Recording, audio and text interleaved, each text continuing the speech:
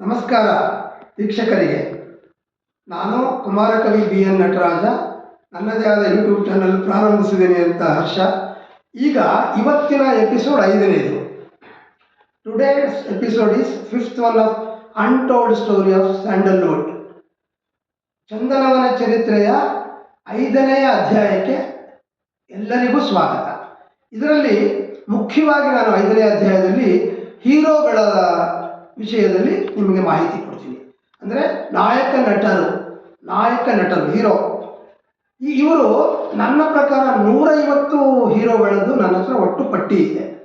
ಆ ಪ್ರತಿಯೊಬ್ಬ ಹೀರೋಗಳದ್ದು ಎಷ್ಟು ಚಿತ್ರದಲ್ಲಿ ನಟಿಸಿದರು, ಎಷ್ಟು ಚಿತ್ರ ಅವ್ರದ್ದು ಫ್ಲ್ಯಾಪ್ ಆಯಿತು, ಬಾಕ್ಸ್ ಆಫೀಸ್ ಹಿಟ್ ಆಯಿತು, ಎಲ್ಲವೂ ಸಂಪೂರ್ಣ ವಿವರಗಳಿದೆ. ಈ 150 ಚಿತ್ರಗಳ ಹೀರೋಗಳದ್ದು ಒಟ್ಟಿಗೆ ಮಾಡೋಕ್ಕಾಗಲ್ಲ ಅಂದ್ಬಿಟ್ಟು ಅದನ್ನು 3 ವಿಭಾಗಗಳನ್ನಾಗಿ ಮಾಡಿದ್ದೀನಿ. ಎಪಿಸೋಡ್ 5 ಇದಾದಮೇಲೆ ಇನ್ನೆರಡು ಎಪಿಸೋಡ್ ಬರ್ತವೆ. ಬಟ್ 6ನೇ ಎಪಿಸೋಡಲ್ಲಿ ಇದೇ ಥರ ಹೀರೋಯಿನ್ಗಳಿಗೂ ಅಷ್ಟೇ ಪ್ರಾಶಸ್ತ್ಯ ಕೊಡಬೇಕಲ್ವಾ, ಹಾಗಾಗಿ ನಾಯಕ ನಟಿಯರನ್ನು 6ನೇ ಎಪಿಸೋಡ್ ಮಾಡ್ತೀನಿ. ಈಗ 5ನೇ ಎಪಿಸೋಡಲ್ಲಿ 42 ನಾಯಕ ನಟರುಗಳನ್ನು ಮಾತ್ರ ತಗೊಂಡಿದ್ದೀನಿ. 6ನೇ ಎಪಿಸೋಡಲ್ಲಿ 51 ನಾಯಕ ನಟಿಯರ ವಿವರಗಳನ್ನು ಕೊಡ್ತೀನಿ ನಿಮಗೆ. ಇದು ಪೀಠಿಕೆ ಇದ್ದಾಗ ಮುನ್ನುಡಿ ಥರ ಈ 45 ಹೀರೋಗಳದ್ದು ಯಾರ್ಯಾರು ಬರ್ತಾರೆ 5ನೇ ಎಪಿಸೋಡಲ್ಲಿ ಅನ್ನೋದನ್ನು ಹೇಳ್ತೀನಿ. ಈ 42 ಜನ ಹೀರೋಗಳದನ್ನು ವಿವರವಾಗಿ ನಂತರದ ಬರುವ ಎಪಿಸೋಡ್ಗಳಲ್ಲಿ ನಿಮಗೆ ಈಗಾಗಲೇ ಹೇಳಿದ್ದೀನಿ. ಸುಮಾರು 250 ಎಪಿಸೋಡ್ಗಳನ್ನು ಮಾಡುವ ನನ್ನ ಮನಸ್ಸಿದೆ, ಯೋಚನೆ ಇದೆ. ಈ 250 ಒಟ್ಟಿಗೆ ಮಾಡೋದ್ರ ಬದಲು ಭಾಗವನ್ನು ಮಾಡ್ಕೊಂಡಿದ್ದೀನಿ. ಸೊ ಈಗ ಸದ್ಯಕ್ಕೆ 5ನೇ ಎಪಿಸೋಡಲ್ಲಿ 42 ಹೀರೋಗಳ ಬಗ್ಗೆ, 42 ನಾಯಕ ನಟರುಗಳ ಬಗ್ಗೆ ನಿಮಗೆ ಒಂದು ಪೀಠಿಕೆ, ಒಂದು ಕ್ಲಿಪ್ಪಿಂಗ್ಸ್ ತೋರಿಸ್ತೀನಿ.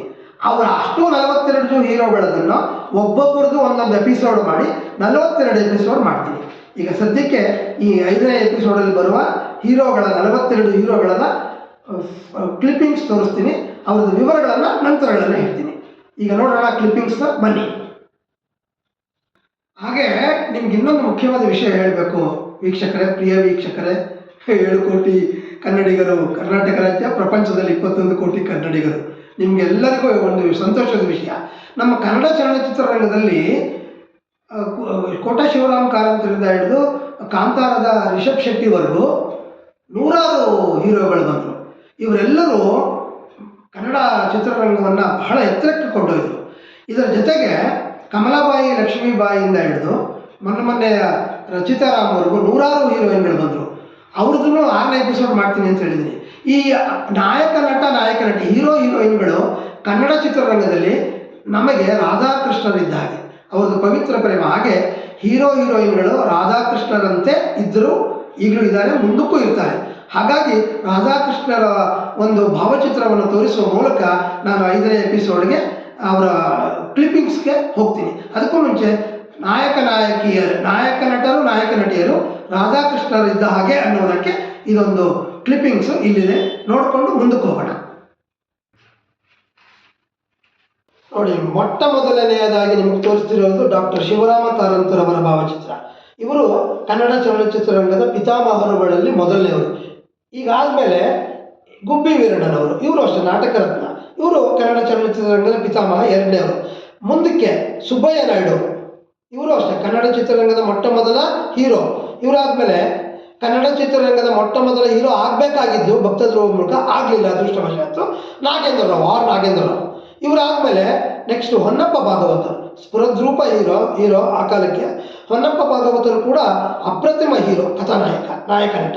ಇವರಾದಮೇಲೆ ಕೆಂಪರಾಜ ಅರಸು ಅವರು ಅದ್ಭುತವಾಗಿ ಮಾಡ್ತಿದ್ರು.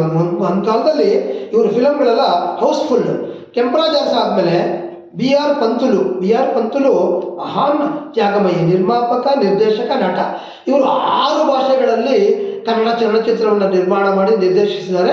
ಇದು ಅಖಿಲ ಭಾರತ ದಾಖಲೆ, ಬಿ ಆರ್ ಪಂತುಲು. ಇದಾದಮೇಲೆ GV ಅಯ್ಯರ್, ಇವರು ಗೊತ್ತಿರಲಿ, ಕನ್ನಡ ಚಲನಚಿತ್ರರಂಗದ ಭೀಷ್ಮ. GV ಅಯ್ಯರು ಮೊಟ್ಟ ಮೊದಲ ಬಾರಿಗೆ ಸಂಸ್ಕೃತದಲ್ಲಿ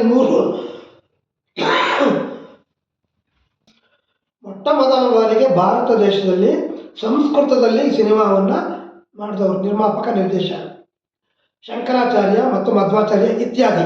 ಸೊ ಇದಾದಮೇಲೆ ಜಿ ವಿ ಆರ್ ಇದಾದ್ಮೇಲೆ ರಾಜ್ಕುಮಾರ್ ಹೊರನಟ, ಕನ್ನಡ ಕಂಠೀರವ, ಡಾಕ್ಟ್ರೇಟ್, ಕೆಂಚುಕಿ ಕರ್ನಲ್, ಇವ್ರ ಬಗ್ಗೆ ತುಂಬ ಹೇಳೋದಿದೆ. ಅವ್ರ ಎಪಿಸೋಡ್ ಬಂದಾಗ ನಿಮಗೆ ಗೊತ್ತಾಗುತ್ತೆ, ರೋಚಕವಾಗಿರುತ್ತೆ. ರಾಜ್ಕುಮಾರ್ ಆದಮೇಲೆ ಕನ್ನಡ ಚಿತ್ರರಂಗದ ಮೊಟ್ಟ ಮೊದಲ colour film Amarashilpi Jakanacharya hero Kalyan Kumar ಆದಮೇಲೆ ಉದಯ್ ಕುಮಾರ್. ಇವರು ಅಷ್ಟೇ ಕನ್ನಡ ಚಿತ್ರರಂಗದಲ್ಲಿ ಮೊಟ್ಟ ಮೊದಲ ಸಾಮಾಜಿಕ ಸಿನಿಮಾ ವರ್ಣಚಿತ್ರ ಕಲರ್ ಫಿಲ್ಮ್ ಮಾಡಿದವರು ಬಲೆ ಬಸವ. ಉದಯ್ ಕುಮಾರ್ ಆದಮೇಲೆ ನೆಕ್ಸ್ಟು ಅರುಣ್ ಕುಮಾರ್, ಇವರು ಹರಿಕಥೆಯಲ್ಲೂ ಗುರುರಾಜರು ನಾಯ್ಡು ಅಂತ ತುಂಬ ಫೇಮಸ್ ಆಗಿದ್ದವರು. ಇವ್ರ ಬಗ್ಗೆನೂ ಹೇಳ್ತೀನಿ. ಇವರು ಆದಮೇಲೆ ಅಶ್ವಥ್, KS ಅಶ್ವಥ್, ಮಹಾನ್ ನಟ. ಇವರು ಸುಮಾರು 500 ಚಿತ್ರಗಳಿಗೆ ಹೆಚ್ಚು ಮಾಡಿ ಪಂಡ್ರಿಬಾಯ್ ಜೊತೆ ಅಂತೂ ಜಾಸ್ತಿನೇ ಮಾಡಿದ್ದಾರೆ. ಇವರು ಅಷ್ಟೇ ಗಿನ್ನಿಸ್ ದಾಖಲೆ ಆಯಿತು. ಅಶ್ವಥ್ ಆದಮೇಲೆ ಬಾಲಕೃಷ್ಣ, ಹಾಸ್ಯ ಚಕ್ರವರ್ತಿ. ಇಂಥ ಬಾಲಕೃಷ್ಣರನ್ನು ನಾವು ಮುಂದೆ ನನ್ನ ಎಪಿಸೋಡಲ್ಲಿ ತುಂಬ ವಿವರವಾಗಿ ಹೇಳ್ತೀನಿ. ಬಾಲಕೃಷ್ಣ ಆದಮೇಲೆ ನರಸಿಂಹರಾಜು, ಅಯ್ಯೋ ಇವ್ರದಂತೂ ಮಾತ್ರ ಇವ್ರ ಹೆಸರು ಹೇಳಿದ್ರೆ ನಗು ಬರ್ತಿತ್ತು. ಇವ್ರು ಇದ್ದಾರೆ ಅಂದರೆ ಜನಗಳು ಹೋಗ್ತಿದ್ರು. ರಾಜ್ಕುಮಾರ್ಗಿಂತ ಒಂದೊಂದ್ಸಲ ಇವರಿಗೆ ಜಾಸ್ತಿ ಸಂಭಾವನೆ ಕೊಟ್ಟದ್ದುಂಟು. ಇವರ ಅಭಿಮಾನಿಗಳು ಆ ಕಾಲದಲ್ಲಿ ಉಟ್ಕೊಂಡಿದ್ದುಂಟು. ಇದಾದಮೇಲೆ ಕನ್ನಡ ಚಿತ್ರರಂಗದ ಏಕೈಕ ಕುಳ್ಳ ದ್ವಾರಕೀಶ್, ಇವ್ರ ಬಗ್ಗೆ ತುಂಬ ಹೇಳೋದಿದೆ. ಅವರ ಎಪಿಸೋಡಲ್ಲಿ ತುಂಬ ಹೇಳ್ತೀನಿ. ನೆಕ್ಸ್ಟ್ ರಾಜಶಂಕರ್, ನತದೃಷ್ಟ ರಾಜಶಂಕರ್ ಹೀರೋ ಆಗಿ ಆಮೇಲೆ 2ನೇ ಹೀರೋ ಆಗಿ ಆಮೇಲೆ ಪೋಷಕ ನಟರಾಗ್ಬಿಟ್ರು. ರಾಜಶಂಕರ್ ಬಗ್ಗೆ ಎಪಿಸೋಡ್ ಬಂದಾಗ ಅವ್ರು ತುಂಬ ಚೆನ್ನಾಗಿ ಅವ್ರ ಬಗ್ಗೆ ಹೇಳ್ತೀನಿ. ಆರ್.ಎನ್. ಸುದರ್ಶನ್, ಭಾರತದ ಅಮಿತಾಬ್ ಬಚ್ಚನ್ಗೂ ಮುಂಚೆ ಭಾರತದ ಅತಿ ಎತ್ತರದ ನಾಯಕ ನಟ. ಇವ್ರದ್ದು ಅಪಾರ ಕೀರ್ತಿ ಗಳಿಸಿ ಮೆರವ ವಿಜಯನಗರ ವೀರಪುತ್ರ ಫೇಮಸ್ಸು. ಇವ್ರದ್ದಾದ್ಮೇಲೆ ಇವ್ರ ಎಪಿಸೋಡ್ ಬಂದಾಗ ಚೆನ್ನಾಗಿ ಹೇಳ್ತೀನಿ. ಇವ್ರದ್ದಾದ್ಮೇಲೆ ರಾಜೇಶ್, ನಮ್ಮ ಊರು ರಾಜೇಶ್, ಇವ್ರಿಗೆ ಹೆಸರೇ ನಮ್ಮ ಊರು ರಾಜೇಶ್ ಅಂತ ಬಂತು. ಇವ್ರದ್ದು ಎಪಿಸೋಡ್ ಬಂದಾಗ ವಿವರಗಳನ್ನು ಪೂರ್ಣವಾಗಿ ಹೇಳ್ತೀನಿ. ರಾಜೇಶ್ ಆದಮೇಲೆ BM ವೆಂಕಟೇಶ್, ಈತ ನಟ, ನಿರ್ಮಾಪಕ, ನಿರ್ದೇಶಕ, ಪ್ರತಿಷ್ಠಿತ ಬಾಕ್ಸ್ ಆಫೀಸ್ ರೆಕಾರ್ಡ್ ನ್ಯಾಯವೇದೆಯವರು ಪಿಕ್ಚರ್ ತೆಗೆದಂಥ ನಿರ್ಮಾಪಕ ಈತ. ಇವ್ರ ಬಗ್ಗೆ ಇವ್ರ ವಿಷಯ ಎಪಿಸೋಡ್ ಬಂದಾಗ ತುಂಬ ಚೆನ್ನಾಗಿ ಹೇಳ್ತೀನಿ. ಇವರು ಆದಮೇಲೆ ರಮೇಶ್, ಈಗಿಂದ ರಮೇಶ್ ಅರವಿಂದ್ ಅಲ್ಲ, ಇವರು ರಮೇಶ್ ಭಟ್, ರಮೇಶ್ ಕಾಮತ್ ಅಲ್ಲ, ಸೀನಿಯರ್ ಮೋಸ್ಟ್. ಇವರು ದಿಗ್ಗಜ, ಹಳೆ ನಟ ರಮೇಶ್, ಹಿರಿಯ ನಟ ರಮೇಶ್ ಇವರು ಅಷ್ಟೇ ತುಂಬ ಚೆನ್ನಾಗಿ ಅದು ಸೀತಾ ಚಿತ್ರದಲ್ಲಿ ಮದುವೆ ಈ ಬಂದ ಹಾಡು ಹೇಳಿದವರು. ತಂದೆ ಮಕ್ಕಳಿನಲ್ಲೂ ಇವರು ಮುಂಚಿದ್ರು. ಇವ್ರ ಬಗ್ಗೆ ಇವ್ರ ಎಪಿಸೋಡ್ ಬಂದಾಗ ವಿವರವಾಗಿ ಹೇಳ್ತೀನಿ. ರಮೇಶ್, BM ವೆಂಕಟೇಶ್, ರಮೇಶ್ ಆದ ಶ್ರೀನಾಥ್, ಇವರು ಅಷ್ಟೇ. ಶ್ರೀನಾಥ್ ತುಂಬ ಪ್ರಣಯ ರಾಜ ಅಂತ ಹೆಸರು ತಗೊಂಡ್ರು. ಇವ್ರ ಎಪಿಸೋಡಲ್ಲಿ ಇವ್ರ ಬಗ್ಗೆ ವಿವರ ಹೇಳ್ತೀನಿ. ಶ್ರೀನಾಥ್ ಆದಮೇಲೆ ಗಂಗಾಧರ್, ಚೌಕತ್ ದೀಪ ಮೂಲಕ ಇವರು ಎಂಟ್ರಿ ಆಗಿದ್ದು. ರಾಜೇಂದ್ರ ಕುಮಾರ್ ಅಂತ ಅವನು, ಆಮೇಲೆ ಗಂಗಾಧರ್ ಅಂತ ಕೊಟ್ಟರು. ಗೆಜ್ಜೆ ಪೂಜೆ, ಶರಪಂಜರ, ಟಾಪ್. ಇವ್ರ ಬಗ್ಗೆ ಇವ್ರ ಎಪಿಸೋಡ್ ಬಂದಾಗ ವಿವರವಾಗಿ ಹೇಳ್ತೀನಿ. ಇನ್ನು ಲೋಕೇಶ್, ಇವರು ಗೆಂಡೆ ತಿಮ್ಮ ಲೋಕೇಶ್ ಅಂತಲೇ ತುಂಬ ಪ್ರಸಿದ್ಧವಾದವರು. ಇವ್ರದ್ದು ಅಷ್ಟೇ ಅನೇಕ ರಾಜ್ಯ ಪ್ರಶಸ್ತಿ, ರಾಷ್ಟ್ರ ಪ್ರಶಸ್ತಿ ವಿಜೇತ. ಈತ ಸುಬ್ಬಯ್ಯ ನಾಯ್ಡು ಮಗ, ಸೃಜನ್ ಲೋಕೇಶ್ ಅವರ ತಂದೆ, ಗಿರಿಜಾ ಲೋಕೇಶ್ ಅವರ ಪತಿ. ಇವ್ರ ಬಗ್ಗೆ ಇವ್ರ ಎಪಿಸೋಡ್ ಬಂದಾಗ ತುಂಬ ವಿವರವಾಗಿ ಹೇಳ್ತೀನಿ. ಇವರಾದಮೇಲೆ ರಾಮ್ ಗೋಪಾಲ್ ತುಂಬ ಒಳ್ಳೆಯ ನಟ. ಆದರೆ ಇವರಿಗೆ ಅನುಕೂಲಗಳು, ಅವಶ್ಯಕತೆಗಳು ಸಿಕ್ಕಲಿಲ್ಲ, ಅದೃಷ್ಟಗಳು ಕಡಿಮೆ ಆಯಿತು. ಹೊರಟವ್ರು 2 ಕನಸಲ್ಲಿ ಇವರು ಮಂಜುಳಾಗೆ ಗಂಡನ ಪಾತ್ರ ಮಾಡಿದರು ರಾಮ್ ಗೋಪಾಲ್. ಇವರಾದಮೇಲೆ ಚಂದ್ರಶೇಖರ್, ಗೊತ್ತಿರಬೇಕು, ಎಡಕಲ್ಲು ಗುಡ್ಡದ ನಂಜುಂಡ ಚಂದ್ರಶೇಖರ್. ಇವರಿಗೆ ಕೆನಡಾ ಚಂದ್ರು ಅಂತಲೂ ಕರೀತಾರೆ. ಇವ್ರ ಬಗ್ಗೆ ಇವ್ರ ಎಪಿಸೋಡ್ ಬಂದಾಗ ವಿವರಗಳು ಹೇಳ್ತೀನಿ. ಇನ್ನು ಸಾಹಸ ಸಿಂಹ ಡಾಕ್ಟರ್ ವಿಷ್ಣುವರ್ಧನ್, ಇವ್ರ ಬಗ್ಗೆ ತುಂಬ ಹೇಳೋದಿದೆ. ಇವ್ರ ಎಪಿಸೋಡ್ ಬಂದಾಗ ರೋಮಾಂಚಕವಾಗಿ ವಿವರವಾಗಿ ಹೇಳ್ತೀನಿ. ಅಲ್ಲಿವರೆಗೂ ತಾಳ್ಮೆ ಇದ್ದೀರಿ. ಇದಾದಮೇಲೆ ಮಂಡ್ಯದ ಗಂಡು, ಮೈಸೂರು ಜಾಣ ಮತ್ತು MLA ಆಗಿದ್ದವರು, MP ಆಗಿದ್ದವರು, ಸಚಿವರು ಆಗಿದ್ದರು.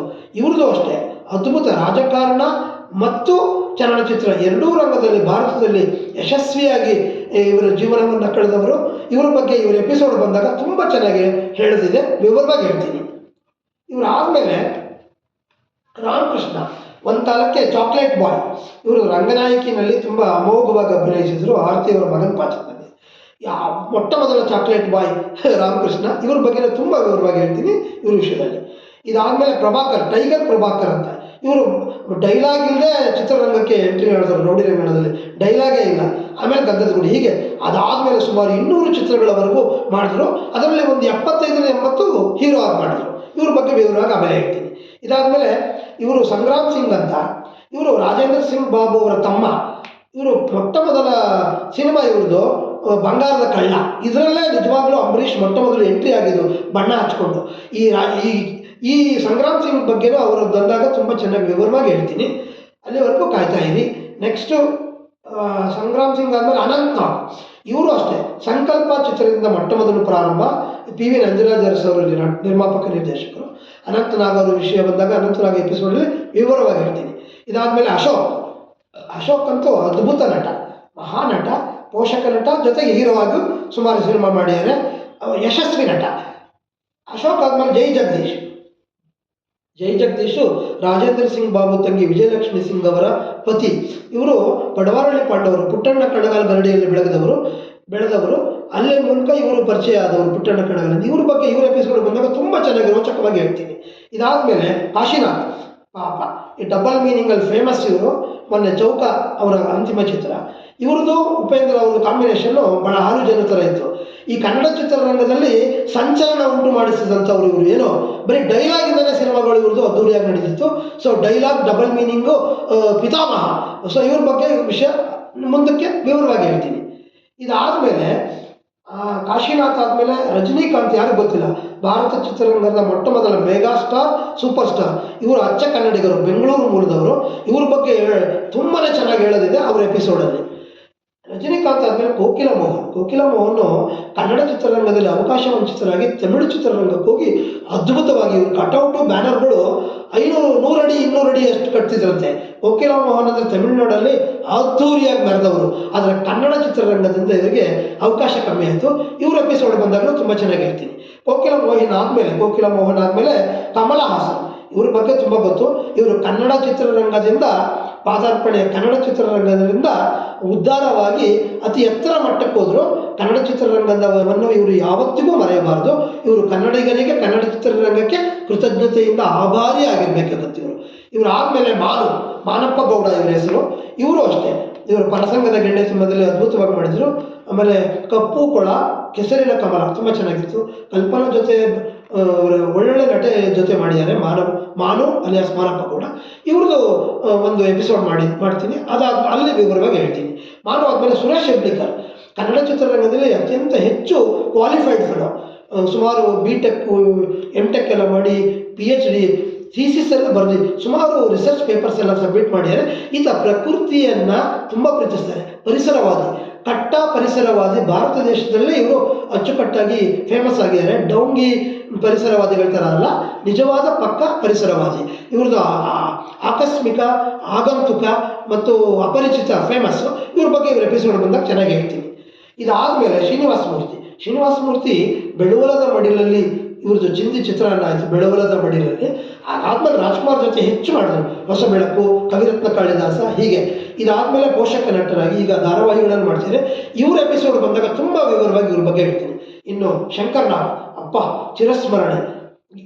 ಇವತ್ತು ಮೆಟ್ರೋ ಏನು ಬಂದಿದೆ. ಒಟ್ಟಲ್ಲಿ ಈತ ಸಕಲ ಕಲಾ ವಲ್ಲಭ, 64 ವಿದ್ಯೆಗಳನ್ನು ಬಲ್ಲಂಥ, ಮುಂದಾಲೋಚನೆಯುಳ್ಳಂಥ ಅಪ್ರತಿಮ ನಟ. ಶಂಕರ್ನಾಗ್ ಬಗ್ಗೆ 2 ಎಪಿಸೋಡ್ ಅಲ್ಲ 3 ಎಪಿಸೋಡ್ ಮಾಡಿದ್ರು ತೀರಲ್ಲ. ಇವ್ರ ಎಪಿಸೋಡ್ ಬಂದಾಗ ತುಂಬ ವಿವರವಾಗಿ ಹೇಳ್ತೀನಿ. ಅಲ್ಲಿವರೆಗೂ ನನ್ನನ್ನು ಕಾಯ್ತಾ ಇರಿ. ನೆಕ್ಸ್ಟ್ ಇದಾದಮೇಲೆ 6ನೇ ಎಪಿಸೋಡು ಹೀರೋಯಿನ್ಗಳದ್ದು ಬರ್ತದೆ. ಅಲ್ಲಿವರೆಗೂ ಮತ್ತೆ ಸಿಗೋಣ. ಕಾಯ್ತಾ ಇರಿ. ನಮಸ್ಕಾರ.